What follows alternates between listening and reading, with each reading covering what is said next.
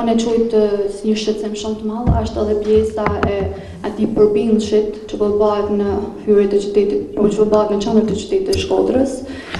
Më vjen ja, kjo është me të vërtetë përbindshë, dhe më vjen shumë keq që asnjëri nga kolegët këtu domethënë përveç se kolegu që ka më në krah që është emaili e ka ngritur si shqetësim, por duhet ta dimë gjithë që është një shqetësim shumë i madh për gjithë banorët e Shkodrës. Qendra e qytetit Shkodër është as zemra dhe identiteti historik. Ndaj çdo ndërhyrje aty kërkon kujdes, transparencë dhe konsultim me publikun.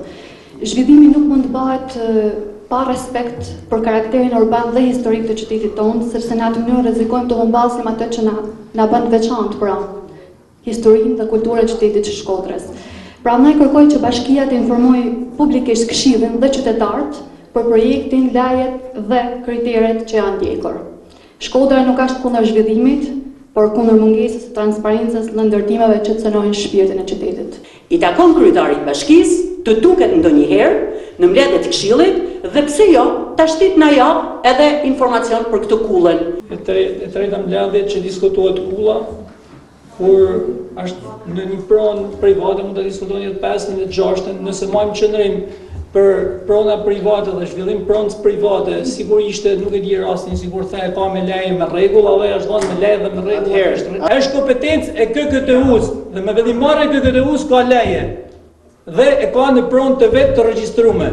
Gjitha mendësimet, gjithë problematikën tjetër që ju doni me e tjetër dhe me disinformu, sigur Bashkia Shkodër ka për detyrë ju me ullan, keni organin që ka lëshu lejen, mund t'i bani gjitha kërkesat e duhen, ajo vend dispozicion, por jo na përdor disa herë vini mbledhje, kulla, por jam shumë rregull shqetësimi qytetarëve. Unë di të them që në këtë qytet janë dhënë leje dhe janë dhënë në prona publike, lulishte, me vendim të ish. Po. Vendimmarrjet e ligjshme që janë dhënë nga organet kompetente nuk na takon ne të diskutojmë. Kishte një leje dhënë nga kryetari i Bashkisë Shkodër, patjetër që do të kishte argumentimin dhe gjithë informacionin e duhur.